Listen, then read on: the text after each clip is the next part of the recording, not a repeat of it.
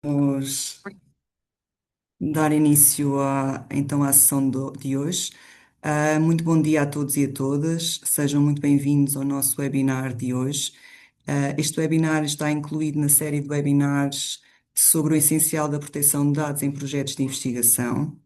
E antes de iniciarmos, vou dar-vos apenas aqui algumas sugestões sobre a sessão de hoje.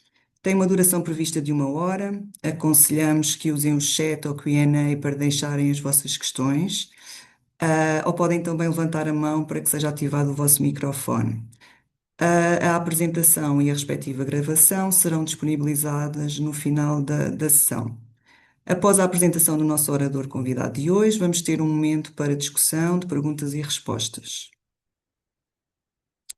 O tema de hoje é a gestão de dados na era da inteligência artificial generativa e o nosso convidado, ao qual eu agradeço desde já a sua disponibilidade, é António Lopes. O António é doutorado em inteligência artificial e é professor no Departamento de Ciências e Tecnologias da Informação do ISCTE, onde também integra o Centro de Investigação em Ciências da Informação, Tecnologias e Arquitetura. Ao longo da sua carreira, tem-se dedicado à inteligência artificial aplicada, à aprendizagem automática, à inteligência artificial generativa e aos agentes inteligentes. Desde o ano 2000, participa ativamente em projetos nacionais e internacionais e tem partilhado o seu conhecimento através de inúmeras publicações, palestras, conferências e ações de formação sobre todos estes temas.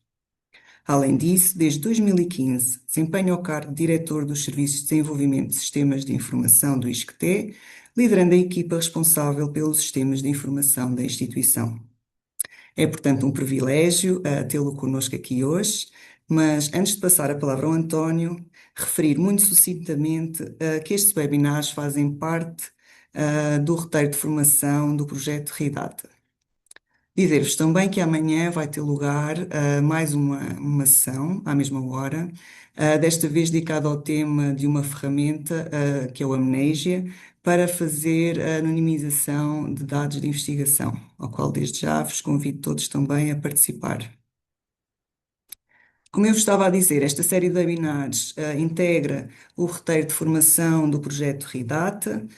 Como muitos de vocês provavelmente já saberão, é uma rede para a gestão de dados de investigação e este consórcio ReData é composto por 5 organizações com coordenação da Universidade do Minho, em parceria com a Universidade de Coimbra, o ISCTE, Instituto Universitário de Lisboa, Instituto Politécnico de Bragança e Universidade Nova de Lisboa. O roteiro de formação, para além desta série de webinars, tem uma especialização profissional muito rica para curador de dados, gestores de repositórios e administradores de dados. Pretende fazer também capacitação e sensibilização para investigadores e outros profissionais de apoio à gestão de dados de investigação, formação de formadores, apresenta cursos e recursos de aprendizagem online, está em fase de conclusão um hub de desenvolvimento de competências, tem também uma rede portuguesa de Data Steward já estabelecida, ao qual também convido-vos desde já a integrar, e tem outras atividades, todas elas disponíveis através do site do ReData. Deixo-vos algumas imagens dos eventos que têm decorrido presencialmente durante este ano.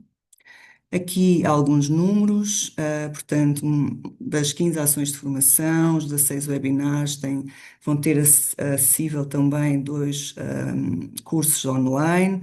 No total, deste ano já tivemos mais de 1900 participantes em todas estas ações que podem ser exploradas através do website do ReData, em redata.pt ou através das redes sociais. Assim, sem mais demoras, vou passar a palavra então ao nosso orador convidado, António Lopes, e vou dar aqui um momento para partilha da sua apresentação. António, a palavra agora é tua, obrigado. Bom dia a todos e todas. Espero que já estejam a ver a minha apresentação. Sim, Confirmas, está tudo claro? bem. Boa, Sim. ainda bem.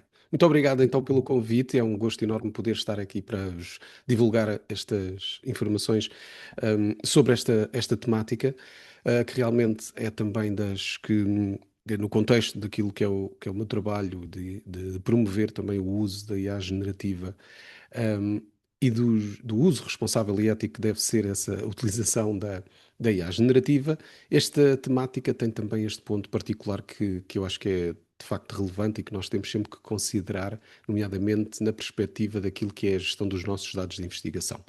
Eu gosto de começar quase todas as minhas apresentações com este slide porque ajuda sempre a perceber aqui um detalhe muito interessante, que é o facto de nós estarmos a falar de uma tecnologia que teve uma introdução na sociedade extremamente rápida, no sentido em que, se nós tivermos uma métrica que é para medir qual é o tempo que uma determinada tecnologia leva até chegar aos 100 milhões de utilizadores, vejam aqui a comparação entre várias tecnologias diferentes e vejam, por exemplo, a diferença entre o telefone que demorou 75 anos a chegar a esse marco e o ChatGPT que demorou apenas 2 meses. Pronto, isto é não só, eu gosto de mostrar o slide, não só porque reflete este pormenor interessante do que é uma tecnologia que é impressionante, que em tão pouco tempo chega a tantas pessoas, mas também ao mesmo tempo tem o outro reverso em que nós começamos a pensar, então, mas de repente 100 milhões de pessoas estão a utilizar uma tecnologia tão transformadora e tão impactante que de facto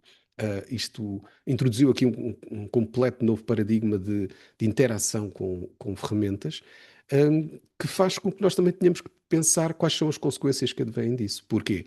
Porque este tipo de tecnologia não é perfeita, vem com algumas limitações, com algumas falhas, e, portanto, se nós não considerarmos as duas vertentes, não é? O grande potencial que isto tem, mas ao mesmo tempo o risco que isto tem, hum, estamos a cair neste erro de podermos estar simplesmente cegamente a seguir um caminho que pode depois dar-nos problemas mais à frente. Pronto.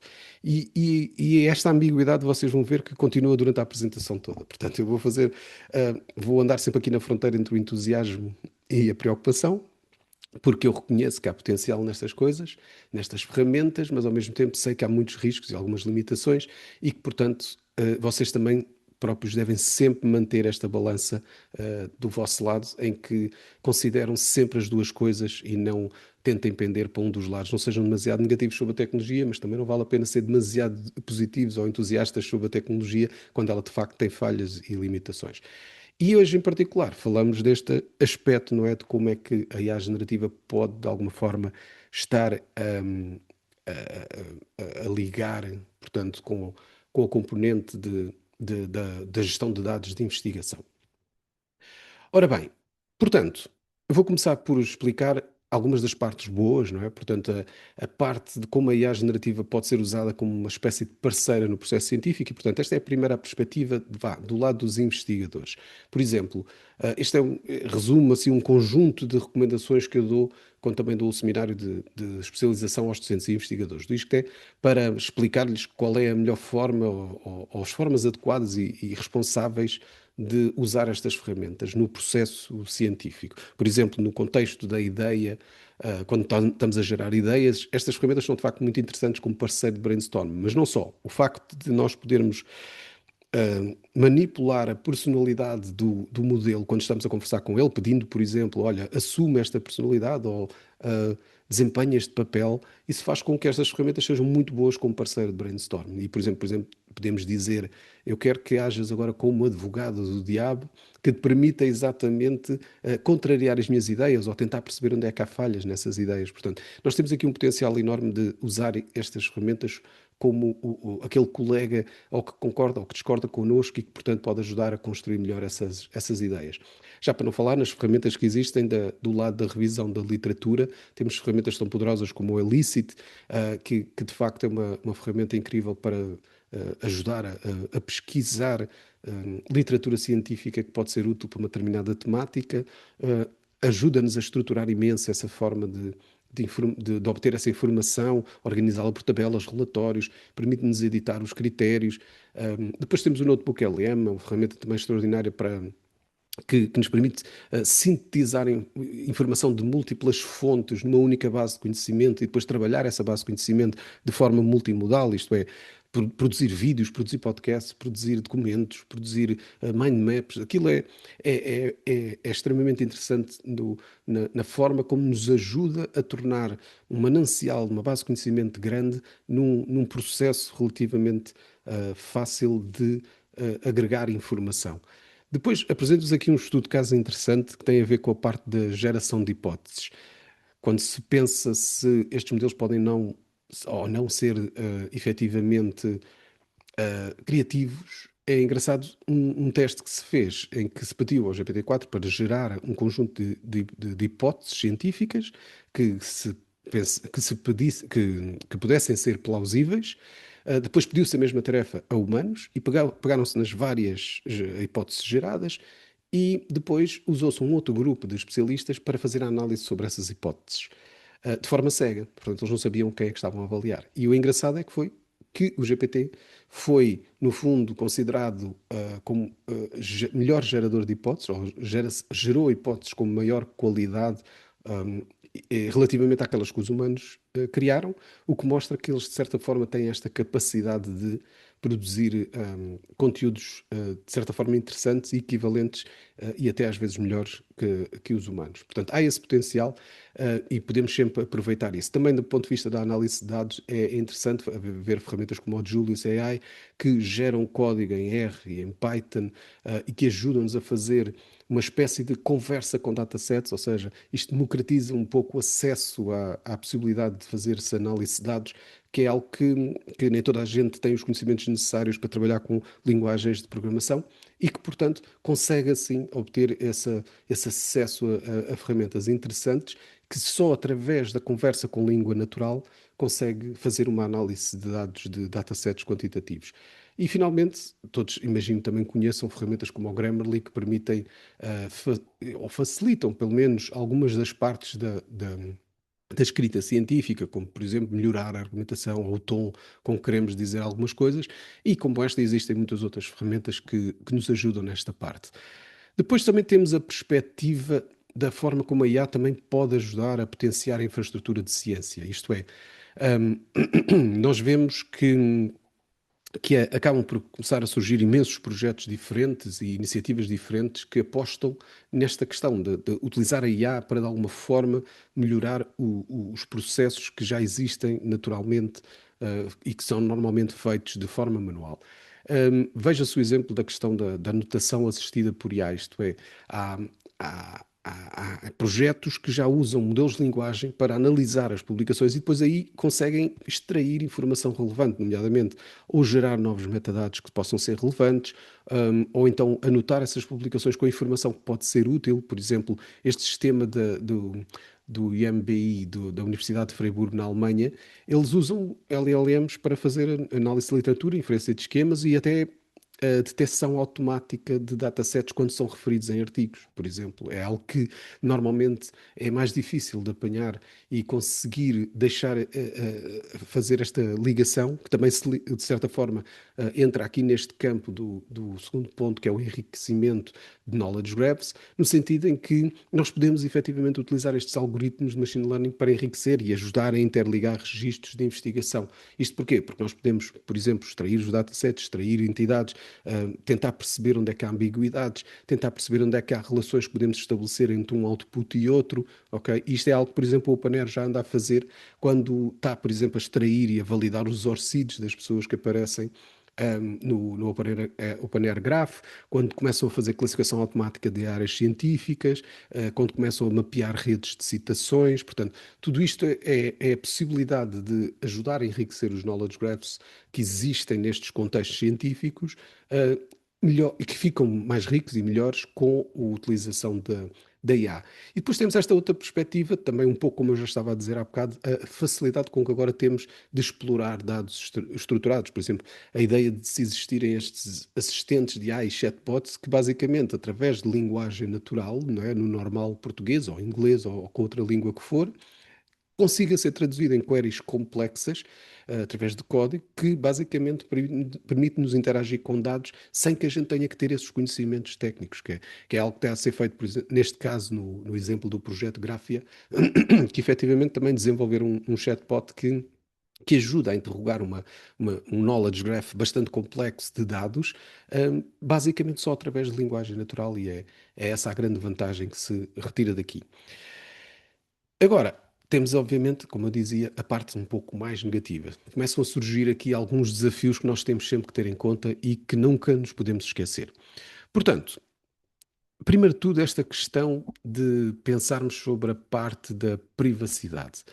Nós não nos podemos esquecer que quando interagimos estas ferramentas, quaisquer dados que nós partilhemos com estas ferramentas, elas automaticamente passam a existir na infraestrutura desta empresa, na cloud onde que esta empresa opera. Pronto.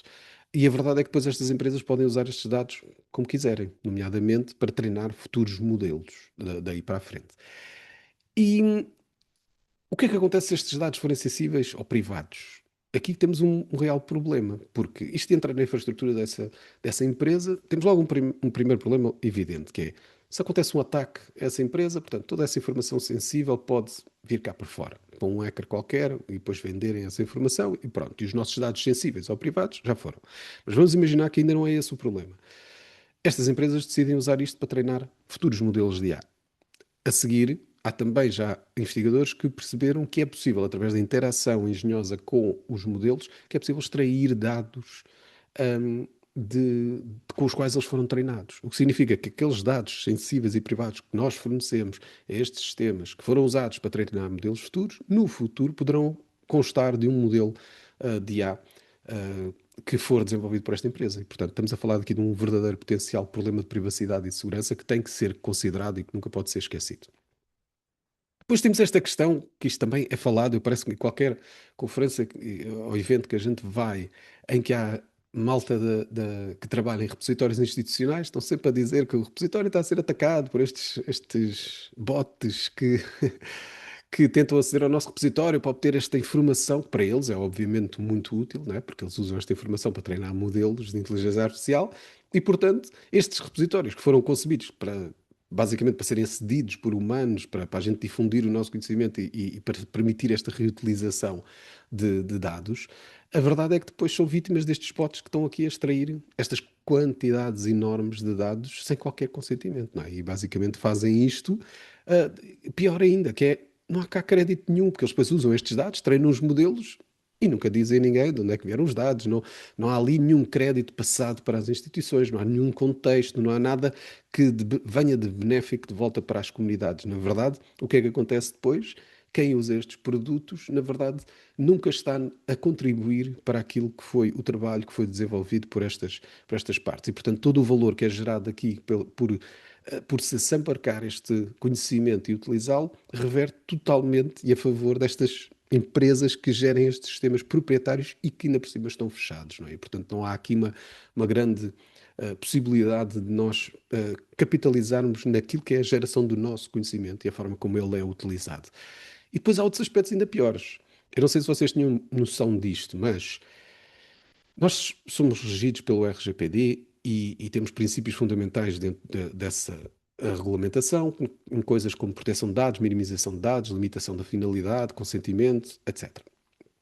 O que é que acontece? Quando estes LLMs usam os nossos dados, não é? Seja da forma, seja porque eles estão públicos ou porque eles estão de alguma forma fornecidos porque um utilizador já os colocou a utilizar uma destas ferramentas, automaticamente estes dados passam a constar destes modelos, não é? O que é que acontece depois mais à frente? Vem um investigador nosso e decide pedir o direito ao esquecimento, que é algo que está indicado, julgo eu, no artigo 17º do RGPD. E nós podemos retirar os dados, não é, do nosso sistema local, podemos retirar esses dados referentes a essa pessoa, não é? Mas nós não temos maneira de controlar o facto estas empresas já terem extraído estes dados para a sua infraestrutura, não é? E a forma como ainda por cima eles não nos dão esta transparência sobre como e onde esses dados foram armazenados, não é? Quando eles fizeram esta coleta de informação, nós na prática não temos maneira de perceber ou sequer de pedir a demonstração dessa conformidade. Ou seja, nós não podemos transferir este pedido para estas empresas a dizer, olha, vocês que agora indexaram esta informação aqui, devem também fazer esse mesmo direito ao esquecimento. Aliás, nem o próprio pode fazer esse pedido a essas empresas porque não tem como confirmar que esses dados existem lá, que foram usados para treinar ou que sequer eles ocorrem na forma como são produzidos. Portanto, tudo isto levanta aqui um pesadelo de conformidade que nós nem sequer sabemos muito bem como é que pode ser resolvido. Portanto, Isto é algo que deve ser considerado pelas instituições, porque poderá precisar aqui de algum tipo de solução.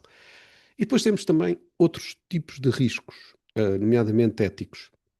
Primeiro de tudo, há a questão da alucinação e da factualidade, isto é, eu não sei se vocês conhecem, mas os modelos de linguagem são muito conhecidos por, muito de vez em quando, estão a ficar cada vez melhores, mas ainda acontece, de gerarem textos coerentes, mas que não são baseados na exatidão factual. Isto quer dizer que, basicamente, a forma como eles estão a gerar o texto, está muito ligado ao facto de serem sistemas de distribuição probabilística, faz com que o texto que é gerado é, na verdade, o mais provável, e não quer dizer que é necessariamente o correto. E, portanto, se não houver aqui um cuidado na forma como se utiliza estas ferramentas para produzir conhecimento, há um risco de disseminação de informação falsa que ainda por cima tem esta aparência de autoridade, não é? Porque aquilo gera textos tão bons e tão coerentes que, apesar de estar totalmente errado, uh, pode vir a trazer aqui este problema de que é a utilização de informação gerada e que não corresponde à factualidade, faz com que mais tarde nós podemos vir a ter este problema em que estamos, na verdade, a minar a confiança na ciência. E isso até se liga, por exemplo, àquela questão que está ali mais à direita da erosão da integridade científica. Por acaso não tenho aqui essa indicação, mas isto é algo que acontece, é um slide que eu gosto também de mostrar, que tem a ver com o facto de estarmos muito ligados agora também à responsabilidade que cada um tem na utilização destas ferramentas, ou pior, quando não tem essa responsabilidade. Isto porquê? Porque isso é um fator determinante para a qualidade desse trabalho científico. Nesse slide que eu estava a dizer, que por acaso não o tenho aqui, o que acontece é uma coisa muito engraçada, porque é um artigo que foi publicado, passou pelo editor, passou pelo revisor, passou por toda a equipa, né, também dos próprios autores, e só quando esse artigo foi publicado é que alguém reparou que na introdução a primeira frase era: com certeza, aqui está uma sugestão de introdução para o seu artigo. Portanto, isto é o tipo de coisa que é um risco absurdo e enorme que as pessoas correm pelo facto de não terem o mínimo de responsabilidade ou cuidado na utilização destas ferramentas. O que faz com que exista então esta maior erosão da integridade científica. O que é que nos diz um artigo que tem lá isto na introdução? Não é? É algo para qualquer pessoa que vai ler aquilo, mina a confiança naquela revista, naquele editor, naqueles revisores, naqueles autores, e portanto não há aqui algo que ainda por cima nós possamos controlar, não é? Porque ainda por cima são outros atores dentro do nosso ecossistema que estão a fazer isto e, portanto, causam estas situações muito desagradáveis. No meio disto tudo, também temos esta situação em que, ao mesmo tempo, nós temos que pensar: bem, tudo bem, nós queremos usar isto tudo, nós temos que gerar conhecimento, temos aqui um potencial enorme, mas também, obviamente, o que nós queremos é que o nosso conhecimento possa ser disseminado. Ele só é melhor disseminado se efetivamente for indexado por estas máquinas, não é? Por estas ferramentas. E, portanto, nós temos que corresponder a esta necessidade de tornar também os nossos dados mais legíveis pelas máquinas. O problema é que às vezes isto não é assim tão fácil de fazer, porque as máquinas também são muito quadradas, não é? Gostam muito de formatos muito padronizados e, portanto, fazem-no com esta ideia de que, por vezes, quando estamos a trabalhar com dados qualitativos, por exemplo, é muito difícil simplificá-los ao ponto de obedecer a um formato padronizado que não prejudique a perda de contexto e de significado desses mesmos dados, não é? E, portanto, também temos aqui a correr um risco de podemos estar a gerar bom conhecimento, mas que depois não é facilmente disseminado, exatamente porque estamos a remeter à simplificação de uma tradução de dados qualitativos para esses formatos padronizados. Pronto, portanto, isto é algo que deve ser considerado por toda a gente. Mas pronto, como eu dizia, eu digo as partes positivas e as partes negativas para vocês também não saírem daqui com a sensação de que isto é tudo só problemas, só problemas, só problemas. A verdade é que eu tento oferecer aqui, isto é só uma opinião, ok? E não é necessariamente só uma opinião minha, portanto, isto não é nada de novo, isto já é algo que tem vindo a ser sugerido por outros projetos e iniciativas ao longo de algum tempo. Há uma tentativa, vá, de criar aqui um conjunto de estratégias que possam funcionar para nós, então, promovermos um uso responsável da IA no que toca à gestão dos dados. E isso assenta nestes três pilares que estão aqui, da governança, princípios e ferramentas, que têm a ver com o quê? Portanto, falando sobre o pilar primeiro, a governança. Aqui o que nós temos que considerar este conjunto de conselhos que eu deixei aqui é mais nesse sentido de perceberem que há ações que nós devemos executar que até podem contribuir efetivamente para este tipo de coisas. Por exemplo, ao nível de um projeto, nós temos que pensar num plano de gestão de dados como sendo um documento dinâmico. Porque se nós considerarmos que ele é estático, temos logo aqui um problema. Imaginem um projeto a 3 anos e vocês fazem um plano de gestão logo no primeiro ano. A IA está a mudar tão rapidamente que introduz desafios a cada semana. Um plano de gestão de dados feito no primeiro ano do projeto nunca pode ser considerado representativo daquilo que deveria ser a gestão dos dados ao longo do projeto todo, não é? Portanto, o plano de gestão tem que ser naturalmente dinâmico e à medida que a gente vai descobrindo, seja o que for, de novidades ou da possibilidade de haver um risco novo introduzido por uma ferramenta nova ou o que for, ou até inclusive pela forma ou a nossa metodologia que estamos a realizar no projeto, é essencial desenvolver-se continuamente este documento, ok? Portanto, esse é o primeiro cuidado que eu diria que tem que se ter.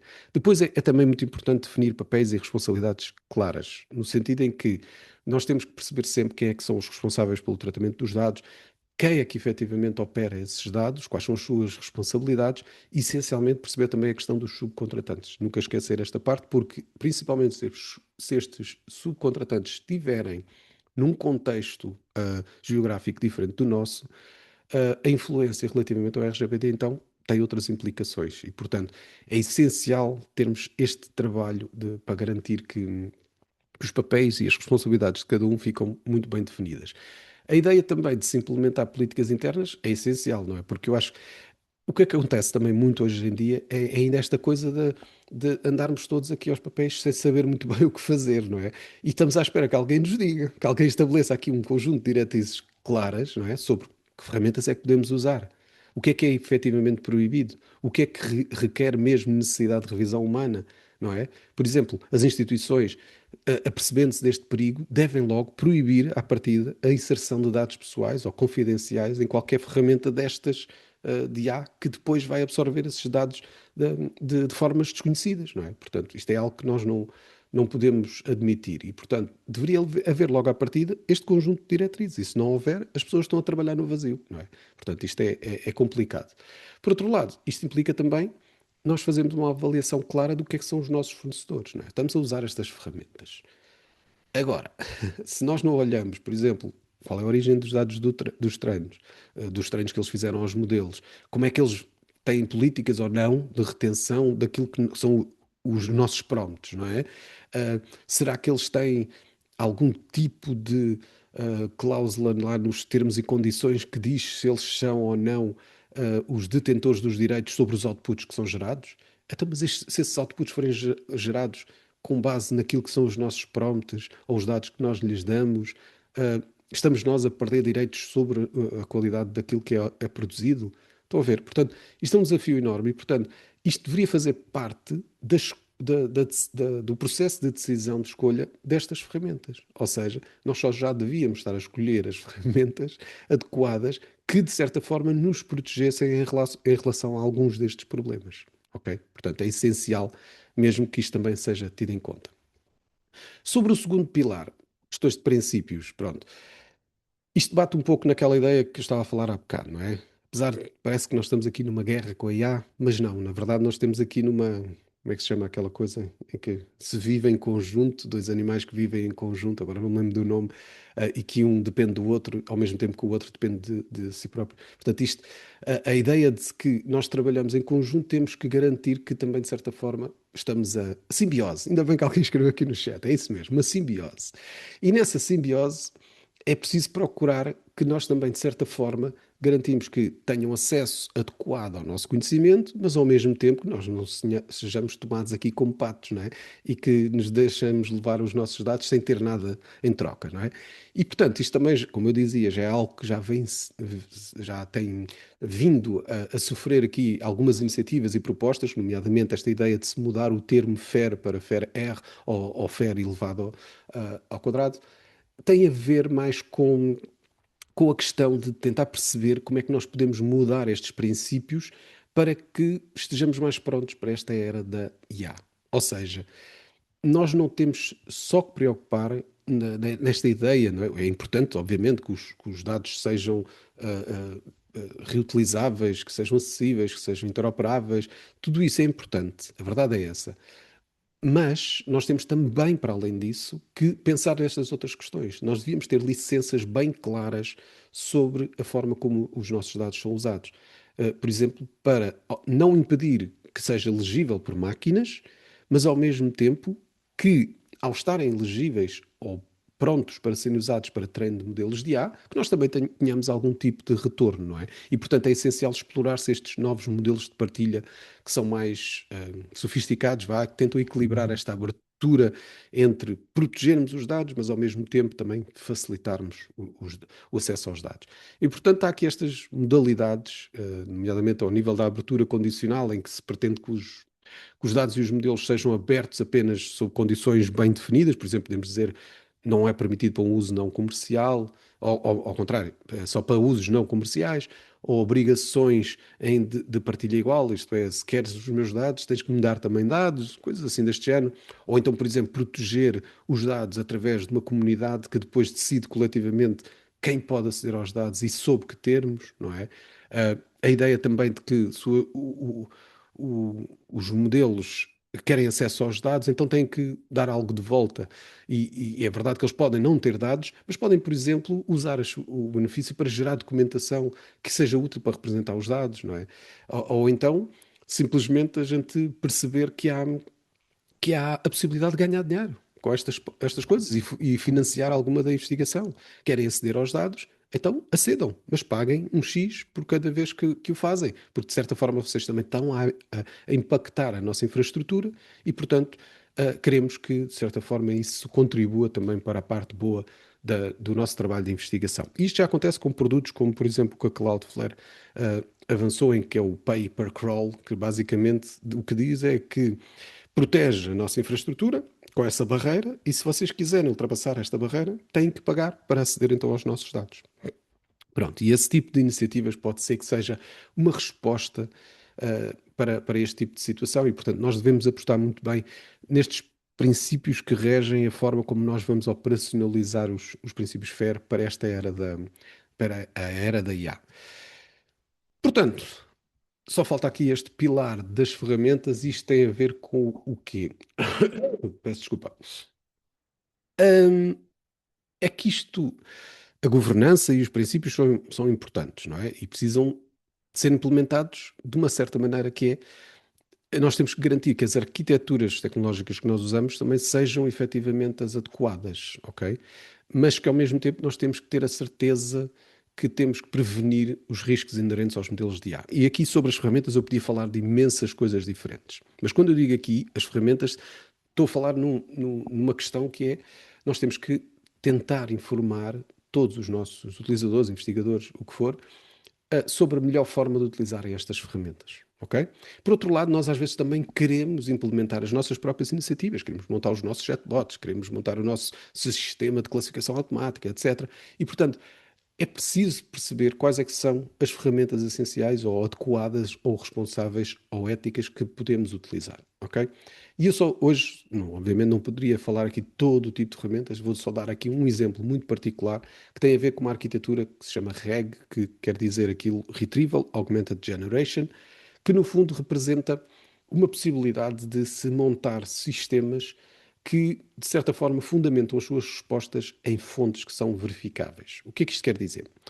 Um dos problemas das alucinações, como eu explicava há bocado, um dos problemas dos modelos é este fenómeno das alucinações, em que os modelos basicamente estão a responder com base nos dados com os quais foram treinados. E como eu dizia, aquilo é uma distribuição probabilística e pode ocorrer ali um desvio nesse caminho, e o que acontece é que é gerado conteúdo que não é factual. Ora, o que é que se pretende com uma abordagem como estas do RAG? O RAG o que faz é, vamos imaginar que estamos a montar um chatbot e queremos que esse chatbot, de alguma forma, dê respostas adequadas às perguntas que os nossos utilizadores fazem, mas apenas focadas na informação que efetivamente tem uma fonte verificável. Ou seja, nós não queremos que o bot faça a utilização de todos os dados com os quais foram treinados, porque normalmente isso significa a internet toda, e então queremos sim que ele faça apenas a fundamentação da sua resposta com base nestas fontes que nós sabemos que são internas, que são verificadas, foram validadas por humanos, ok? Então, como é que isso funciona? Temos aqui o processo descrito que é, primeiro, nós temos então no sistema o utilizador a fazer a pergunta, por exemplo, ao nosso chatbot. Esse chatbot, a primeira coisa que ele faz é, vai fazer este passo de recuperação, que é o retrieval, que basicamente faz o quê? Vai pesquisar numa pequena BD de documentos que nós temos, que foram verificados e que constitui a nossa base de conhecimento, ok? E dentro dessa BD, o que é que ele faz? Com base na pergunta da pessoa, vai tentar perceber quais é que são os documentos mais relevantes, ok? Obtendo esses documentos relevantes, o que é que ele usa? Vai então tentar perceber como é que ele pode usar esses documentos relevantes e gerar uma prompt para responder àquela pergunta do utilizador. É aquele passo 3 que ali está. Isso vai permitir gerar então a tal resposta, que é a fase final, em que eu posso simplesmente dizer responda a esta pergunta usando apenas estas fontes fornecidas. E estas fontes fornecidas era, no fundo, aquilo que eu obtive no ponto 2. Ok? Isso quer dizer o quê? Quer dizer que esse chatbot, então, vai responder a essa pergunta em particular, não com o conhecimento que tem de todo o seu modelo suportado, não é? Com o qual foi treinado, mas sim com os documentos relevantes que nós testamos e que dissemos esta é a única base de conhecimento que podes confiar. Ok? Portanto, montar sistemas deste género devem ser feitos com estratégias também deste género. Mas lá está. Se as instituições não eh, aconselharem este tipo de ferramentas ou arquiteturas ou estratégias, é muito difícil que depois quem monta um projeto saiba que tem que o fazer desta maneira. Ok? Portanto, estes riscos acontecem, os LLMs vão sempre alucinar, porque eles geram respostas, como eu dizia, naqueles modelos probabilísticos, e depois nós temos que usar este tipo de técnicas para fazer exatamente a melhoria dos outputs gerados pelas nossas próprias iniciativas e sistemas que nós possamos criar. Portanto, aquilo que eu, na verdade, queria deixar aqui claro era.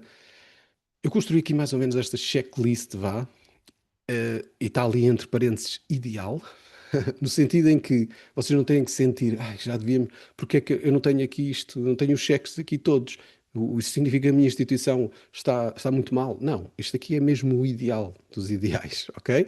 Portanto, se vocês cumprirem com um ou dois, já estão muito bem, porque quer dizer que já estão a trabalhar nesse sentido, ok? A ideia é mesmo que isto sirva como uma espécie, vá, de checklist para avaliar a maturidade das vossas instituições e, pelo menos, vocês poderem identificar quais é que são as próximas ações prioritárias, ok? Mas isto é especificamente, atenção, eu peço desculpa, mas isto é só sobre a implementação de IA responsável na gestão de dados, ok? Pronto, é que isto depois também se mistura aqui com outra área específica da gestão de dados de investigação que não tem nada a ver com IA e, portanto, é preciso ter isso em atenção. Pronto. Primeiro de tudo, na questão da governança, como eu dizia, é importantíssimo termos esta política interna clara que define ferramentas aprovadas e regras para manusear dados, ok? Isso é logo essencial. Portanto, essa política interna tem que existir. Depois, há algum tipo de avaliação? Será que há alguém responsável por garantir que, por exemplo, surgiu uma nova ferramenta que faz isto e aquilo? Há alguém, por exemplo, do jurídico ou da equipa de cibersegurança que analisa isto? Do Conselho de Ética, por exemplo? O que é que acontece? Fica no vazio, ninguém sabe muito bem, não há nenhum aconselhamento, há sempre novas ferramentas a surgir. Portanto, nós devíamos ter esse tipo de análise.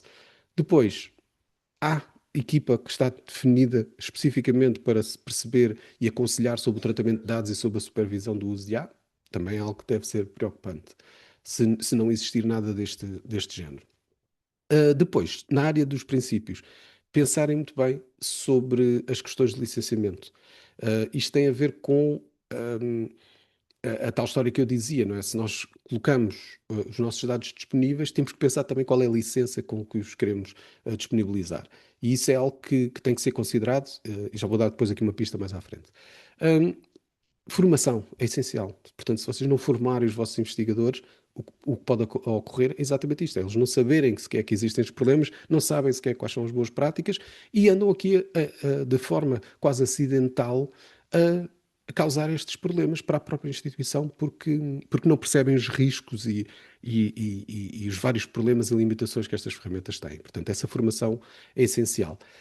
Esta aqui também é difícil, exigir documentação estas empresas, elas não querem saber de nós, não é? Portanto, não estão muito preocupadas em serem transparentes, estão preocupadas sim em ganhar dinheiro e, portanto, não há um grande interesse em exigir em darem-nos a documentação, a explicar como é que os modelos foram treinados, que dados é que eles usaram, se usaram dados nossos. Portanto, tudo isto é algo que é difícil de exigir, mas podemos tentar na mesma, não é? Ou pelo menos fazer disso do nosso processo de escolha, ok?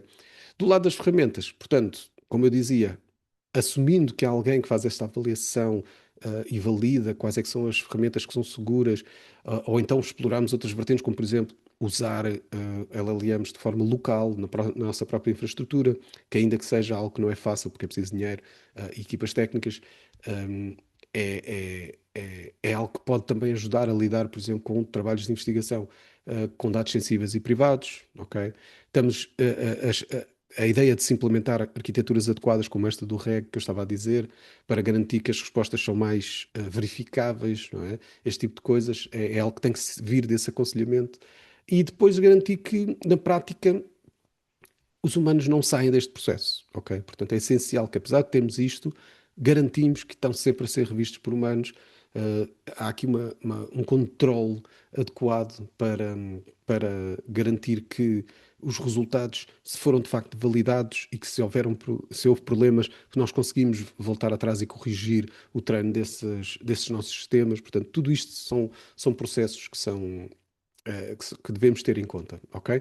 Portanto, como eu dizia, esta checklist não é para vocês acharem que a vossa instituição já devia estar a fazer checkzinho em todas elas, mas sim para vocês terem isto como uma espécie de meta que deviam cumprir daqui a muito tempo, mas que na prática vos ajude a percorrer esse caminho, ok? É mais nessa tentativa. E pronto, deixo só aqui também uma pequena nota sobre um dos deliverables do projeto Redata, que foi publicado agora em novembro, que é este toolkit sobre estas questões jurídicas e proteção de dados e licenças. Portanto, isto é algo que também vos pode ajudar a perceber da maneira mais adequada como é que podem trabalhar a proteção dos vossos dados, ok? Portanto, com base neste documento, eu penso que ficarão com informações muito mais interessantes um, sobre como atuar nessa perspectiva. E pronto, termino aqui a minha apresentação e se agora quiserem fazer perguntas, julgo que aqui a Clara vai policiar aqui o chat. Muito obrigada, António, por esta excelente apresentação. Sim, já temos aqui algumas questões. Eu vou tentar cumprir aqui a ordem. Ahm, Temos aqui um comentário com uma questão do Tiago Madaloso, que diz, professor António Ridata, muito obrigada por todo o conteúdo apresentado. Foi um dos webinars mais objetivos e esclarecedores de que já participei sobre o assunto. Sobre o assunto dos três pilares, nomeadamente governança, princípios e ferramentas, fico a pensar no que será importante voltarmos, como sempre, à formação contínua, dinâmica de professores e investigadores. Eu gostava de saber se o ISCTE, os projetos do RIDAT ou mesmo outra instituição, iniciativa, oferecem algum tipo de formação sobre o uso da IA que trate destes assuntos e que tenha esse público em mente. Obrigado primeiro pelas palavras gentis do Tiago. É Tiago, não é? Já não Sim. lembro. Ahm, e sobre essa questão da formação, infelizmente a nossa formação é só interna. Portanto, não, nós temos formações externas, mas é especificamente para institutos da administração pública. Se for o caso, portanto, se pertencer a um instituto da formação pública, aí sim pode nos contatar e nós temos iniciativas nesse sentido de fazer promoção desse tipo de formação e que pode, portanto, pode ser fornecida mediante determinadas condições. Portanto, é uma questão de tentarem, mas como eu dizia, apenas para institutos da administração pública. Obrigada. Isso eu não consigo. Tenho aqui mais uma questão do Adnan Jaló, que diz o seguinte: às vezes uso estas ferramentas quando escrevo um trecho da minha dissertação, peço ao chat GPT fazer correção de gramática, e deixar a ideia mais clara. Será isso correto? Devo relatar isso na minha dissertação? Essa é a pergunta sempre que os estudantes de doutoramento fazem, quando eu também dou sessões deste género, né? Mas é aquilo a única resposta que eu posso dar é: têm que vocês olhar para as orientações que existem na vossa instituição, ou dependendo se estão a escrever um artigo científico, o que dizem as guidelines da revista científica, por exemplo, onde querem publicar. Porque isso já começam a existir em várias perspectivas, ou seja, cada revista começa a impor a sua política de utilização de IA. As instituições também começam a ter as orientações indicadas sobre o que é que deve ser o reporte daquilo que é a utilização deste género de ferramentas. O que eu posso dizer é, por exemplo, no caso do ISCTE, nós temos orientações do Conselho Pedagógico que dizem de forma hum, mais ou menos clara o que é que deve ser feito, ok? Deve-se referir a utilização desse tipo de ferramentas. Infelizmente, não vai ao detalhe de dizer como é que se deve fazer isso e com que nível de detalhe. Por exemplo, não diz, diz lá que se deve indicar os prompts que se usaram, mas depois, de certa forma, isto fica assim um bocado naquele limbo do que é, como é que a gente faz isto, não é? Faz uma referenciação, por exemplo, à conversa que tivemos com uma ferramenta deste género. Será que devemos meter um anexo? Será que devemos ter um disclaimer na tese sobre a forma como utilizamos a IA? Devemos indicar isto, por exemplo, na lista das ferramentas, como por exemplo indicamos o SPSS quando fazemos análise de dados. Portanto, isto está ali naquele limbo, é um bocado difícil de dizer. O que eu aconselho sempre é ler as orientações das respectivas instituições ou das revistas em que querem publicar, porque só aí é que terão a certeza, porque isto é uma questão subjetiva. Eu não consigo dizer se isso é certo ou errado usar a ferramenta, depende do que é que diz. Se a orientação da instituição for dizer, não, é totalmente proibido usar estas ferramentas, pronto, então aí está errado, portanto não há volta a dar. Por isso é algo que tem que ser muito individualizado, consoante a situação e o contexto de localização da situação, ok? Ok, muito obrigada. Acho que também respondeu à pergunta de Lídia Diogo, na sequência desta resposta, ela refere que como explicitar na metodologia a forma de utilização destas ferramentas. Penso que o António já respondeu. A Fernanda Olival, menciona que a sessão foi excelente, e refere também que pôr pessoas a avaliar cada ferramenta que sai implica ter equipas a tempo inteiro para isso, porque estão a sair ferramentas todos os dias. Pergunta se não seria ideal, ser a FCT a fazer este trabalho de avaliação das ferramentas. Se alguém anda FCT a ouvir, acho que já começaram a ficar preocupados. Se muita gente começar a exigir isso, eu já estou mesmo a ver que vai ser complicado, sim. Eu diria que não. Eu diria que isto deveria ser mais um esforço conjunto e colaborativo, que eu acho que pode acontecer. Ou seja, em vez de estarmos aqui com esta ideia de que cada instituição tem que fazer esse trabalho, poderia haver um trabalho mais ou menos colaborativo e estarmos nós, então, em jeito de comunidade a fazer esse trabalho, não é? Ou seja, a criar, no fundo, um recurso partilhado onde nós criávamos quase que uma lista de ferramentas, não é? E que para cada uma dessas ferramentas nós tínhamos quase como uma espécie de semáforo, não é? Com os vermelhinhos, amarelos e verdes, que indicavam, no fundo, aquilo que era a criação, vá, de um, de uma lista semi-oficial ou comunitária sobre o que é a utilização dessas ferramentas. O problema é que para se chegar a um processo destes é muito difícil, não é? Primeiro tinha que se criar a comunidade depois tinha que decidir quais é que eram os termos que ia usar para definir o que é que, para cada ferramenta, o que é que deve ser considerado um uso autorizado ou não, ou aconselhado, porque eu acho, na verdade, uma comunidade nunca pode dizer o que é autorizado, pode, quanto muito, dizer o que é aconselhado, não é? Portanto, eu acho que isto poderia surgir de um esforço comunitário, ok? E acho que aí ficaríamos todos a ganhar com isso, em vez de cada instituição estar a fazer isto de forma individual. Mas eu também percebo os desafios de criar esta comunidade que ficaria responsável por isto, e quem diz comunidade, se calhar às tantas pode ser um conselho que tenha um poder assim um bocadinho maior, não é? E que efetivamente controle-se isto sobre as instituições. Mas pronto, se assim fosse, e isso acontecesse, este esforço mais comunitário poderia ajudar a resolver esta situação de se estar a duplicar esforços entre instituições. Mas pronto, isto não é um convite para que, para que se comece já aqui a guerra de decidir quem é que faz o quê.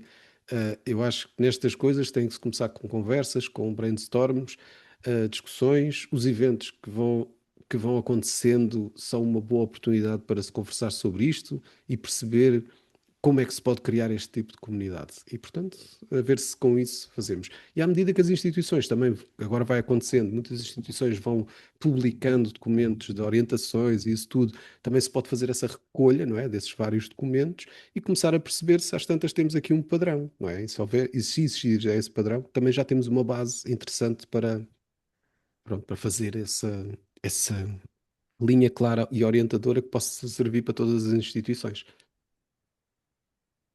Ok. Temos aqui uma pergunta sobre se o Copilot é seguro e eu aproveitava esta deixa também para fazer aqui uma questão, porque referiste que os dados colocados numa destas ferramentas, ficam na cloud, que a empresa opera. No entanto, se uma instituição oferece uma subscrição de uma destas ferramentas a nível institucional, perguntaria se os cuidados com a privacidade e a sensibilidade dos dados terão de ser os mesmos ou, pelo facto de estar alojado, não sei se estará alojado os dados institucionalmente ou não, que cuidados é que devemos ter neste sentido e já Uhum. agora na Os sequência cuidados de devem se o sempre se manter. Copilot é seguro. Os cuidados devem sempre se manter. Porque é assim, independentemente disso, o Copilot tem lá nos seus termos e condições, isto é, na licença académica que a maior parte das instituições tem, como é o caso do ISCTE, dizem lá especificamente isso, que é os dados que forem partilhados com isto não serão usados para treinar modelos futuros. Está lá nos termos e condições. E também está lá a dizer que os dados que estão isolados, os dados com os quais nós partilhamos com estes modelos, estão isolados na hum, nossa infraestrutura de cloud própria. Isto quer dizer que não está na nossa infraestrutura da nossa instituição, mas na infraestrutura da Microsoft, supostamente, dizem eles, aquilo está lá isolado, ok? Portanto, não está na mesma infraestrutura de outras instituições. Pronto, é o que eles dizem. Se vocês quiserem acreditar ou não, isso agora cabe para cada um fazer isso com o seu respectivo nível de paranoia. Agora, independentemente disso tudo e desses cuidados que a Microsoft tem, se calhar também por isso é que ela consegue depois ter estas subscrições das instituições, porque nós estamos a confiar a esse nível, independentemente disso, o meu conselho é sempre terem o máximo cuidado. A Microsoft continua a não ser totalmente segura. Já teve ataques e já houve filtração de informação. Portanto, nunca se sabe, independentemente de estar nessa infraestrutura mais protegida, se não vai acontecer um ataque de cibersegurança e que esses dados são partilháveis depois. Portanto, isso, eu acho que os cuidados são sempre para se manter, ok? Eu acho que a única forma de se evitar isso é como se diz, a única forma de espalhar um segredo é não contar mesmo a ninguém. Pronto, nem à primeira pessoa, portanto. Hum, ou contar a alguém, mas matá-la a seguir. Portanto, nenhuma das opções são boas. Portanto, aqui acaba por ser a mesma situação, não é? Nós não podemos chegar à posição em que os dados estão lá, são sensíveis e depois nunca sabemos o que é que acontece no futuro. E se a empresa decide mudar os termos e condições, como já aconteceu, não é? Estamos a correr aqui um risco enorme, que as coisas podem depois ser complicadas, não é? Portanto, eu diria que devemos sempre manter um certo nível de ceticismo em relação àquilo que são as promessas das empresas e manter o mesmo nível de cuidado. O Copilot, portanto, está dentro desses que efetivamente têm uns termos e condições mais protegidos no contexto das licenças académicas e, portanto, acaba por ser o melhorzinho em termos dessas proteções. Os outros não, são abertamente usurpadores dos nossos dados. Isso não há qualquer dúvida. Google, OpenAI, Claude, o que for. Todos eles afirmam claramente que vão usar os nossos dados para treino de modelos. Portanto, aí não há outra hipótese a não ser em ter o máximo cuidado na utilização. Ok, penso que o António respondeu também à pergunta do Ângelo Cardoso, que perguntava se a IA pode investigar, imagino que seja treinar os seus modelos sem consentimento. Penso que a Uhum. resposta foi dada. Temos aqui mais uma questão sobre qual o significado da arquitetura RAG. Não sei se podes esclarecer aqui um Foi bocadinho. aquilo, era aquilo que eu estava a dizer, não é? Eu vou voltar aqui atrás, desculpem. Aqui. Portanto, é a ideia de que nós quisermos montar as nossas próprias iniciativas, não é? De utilizar os nossos dados para construir sistemas que sejam úteis para os nossos investigadores, por exemplo, ou para os nossos utilizadores, estudantes, comunidades, ou mesmo para o público, não é? nós temos que ter a atenção que utilizar este tipo de ferramentas de IA significa que nós estamos dependentes da forma como esses modelos foram treinados. E nós, não, como não sabemos os dados com os quais foram treinados, podemos supor que foi toda a internet, então aí temos o problema de que não podemos dar a garantia de que o fornecimento da informação está dentro daquilo que é com o rigor que nós queremos partilhar essa informação, ok?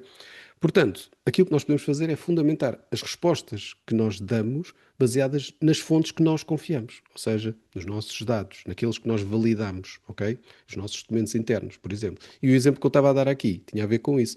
Esta arquitetura REG permite exatamente fazer isso nesse contexto, que é nós usamos os nossos documentos internos e que foram validados por nós para descobrir quais é que são os mais relevantes para responder a cada pergunta, usar isso para gerar uma resposta que só usa especificamente aquela base de conhecimento e, portanto, a resposta em princípio será muito mais próxima daquilo que deveria ser a factualidade e não corremos tanto aquele risco das alucinações ou de informação que simplesmente não está a ser, não está alinhada com aquilo que são os factos, daquela pergunta. Ok? Portanto, essa arquitetura é simplesmente uma arquitetura Uhum. genérica para representar este tipo de trabalho, ok? Em que nós recuperamos dados relevantes, aumentamos uma prompt com esses dados relevantes e obtemos assim a geração de uma resposta específica só fechada naquele contexto de uma base de conhecimento muito específica.